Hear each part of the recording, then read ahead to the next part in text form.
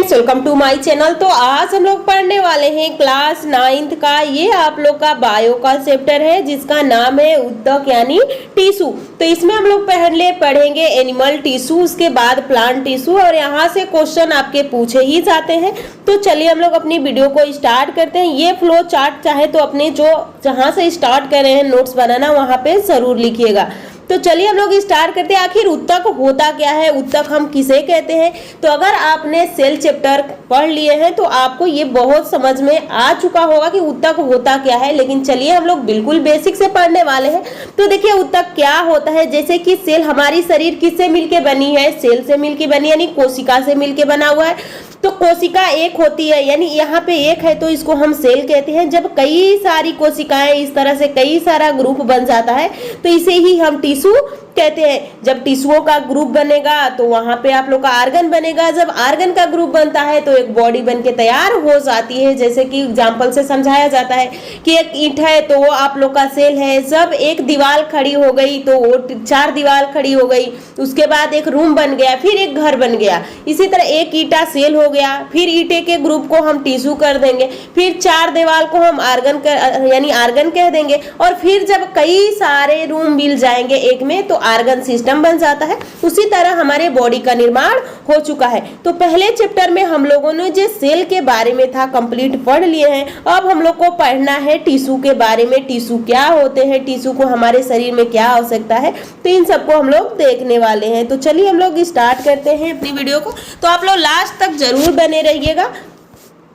तो पहले हम लोग पढ़ने वाले हैं। देखिए यहाँ पे क्या कहा गया है उत्तक के बारे में। नहीं तो उत्तक की परिभाषा होती है यानी एक कोशिकाओं के समूह जो उद्गम एवं कार्य दृष्टि समान होता है उसे हम उत्तक कहते हैं। यानी ऐसी कोशिकाओं का समूह। बुक की लैंग्वेज थोड़ी सी आप लोग को कठिन लगेगी, लेकिन अगर नोट्स बना रहे हैं तो जो मैं बोल रहे हैं उसको भी लिख सकते हैं या ये इससे लिख सकते हैं।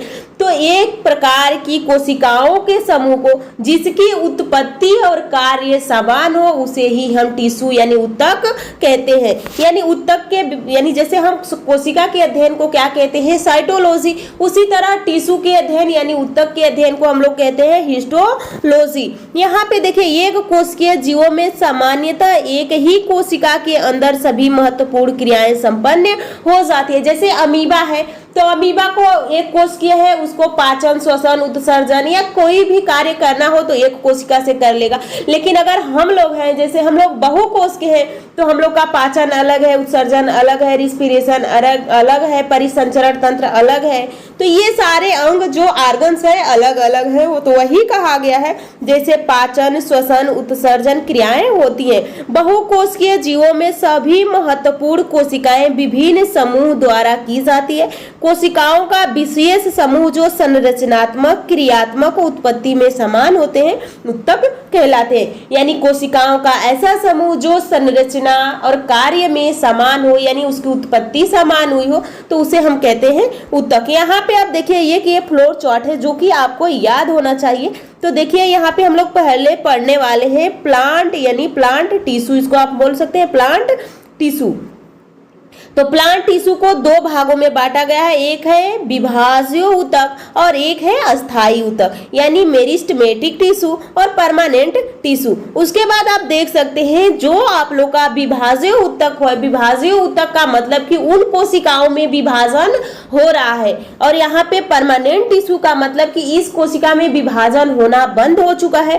फिर इसको 3 भागों में बांटा गया है। शीर्ष विभाज्य उत्तक, पार्श्वी विभाज्य उत्तक, अंतर्वेष्टि विभाज्य उत्तक, apical meristematic tissue, lateral meristematic tissue, intercalary meristematic tissue. इसको आप एक समझ। जैसे शीर्ष विभाज्य उत्तक, जैसे आप दातुन को तोड़ते हैं तो जो उसके शीर्ष से जोड़ते हैं, फिर उस जगह को बनाने के लिए जैसे पौधे के ऊपरी सिरे और उसके जो रूट है उसके ऊपरी सिरे में यानी रूट में और प्लांट के ऊपरी सिरों में कौन सा विभाजन होता है?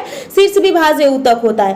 पार्श्वी विभाज्य उत्तक, जैसे ये पेड़ है, अब ये पेड़ धीरे धीरे मोटा होना यानी इसकी परिधि बढ़ती है तो ये पार्श्वी के कारण बढ़ती है। अंतर्वेष्टि विभाज्य उत्तक, जैसे यहाँ से है, यहाँ से एक तना निकला है, यहाँ से निकले तो इस बीच के भाग को हम अंतर्वेष्टि विभाज्य उत्तक कहते हैं। बीच में ये विभाजन करता है। जैसे घास हो जाता है, घास को आप काट देते हैं फिर वहीं से वो पनप लेता है, यानी वहीं से फिर वो बड़ा होने लगता है, तो उसमें अंतर्वेष्टि विभाज्य ऊतक होता है। चलिए अब इधर हम लोग देखते हैं जो अस्थायी ऊतक है, ये भी आप लोग का सरल अस्थायी ऊतक और जटिल अस्थायी ऊतक दो भागों में बांटा गया है। तो यहाँ पे देख सकते हैं जो यहाँ पे है, एक तो सरल हो जाता है, यहाँ पे एक सरल है और एक यहाँ पे जटिल है।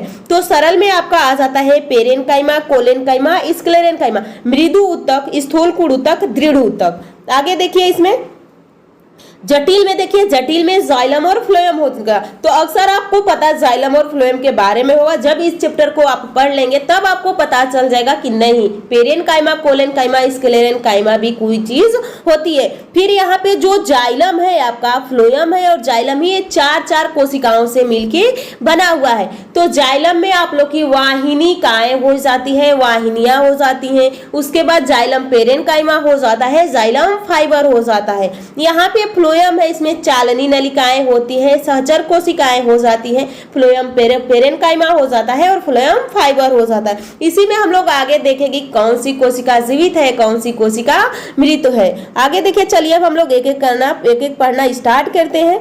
तो देखिए यहाँ पे कहा गया है विभाज्य ऊतकी यानी मेरिस्टेमेटिक टिश्यू। तो विभाज्य ऊतक वृद्धि करते हुए भागों में पाया जाता है।